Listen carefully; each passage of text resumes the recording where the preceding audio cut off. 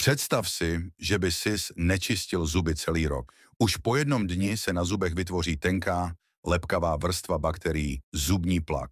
Je lepkavý a okamžitě začíná napadat sklovinu. Na konci prvního týdne tento plak stvrdne na zubní kámen, se kterým si obyčejný kartáček už neporadí. Po 2 týdnech začnou dásně otékat. Objeví se krvácení, zápach z úst a první známky zánětu dásní.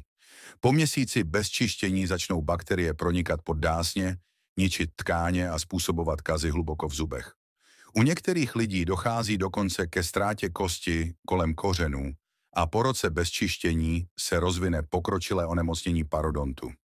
Zuby se začnou kývat nebo dokonce vypadávat. Proto je tak důležitá každodenní hygiena. Naštěstí už vznikla moderní řešení, která to usnadňují. Třeba kartáček Smilevo 360 stupňů. Čistí všechny zuby najednou za 45 sekund a bělí sklovinu studeným světlem. Díky tomu tě ani nenapadne vynechat jediný den bez čištění.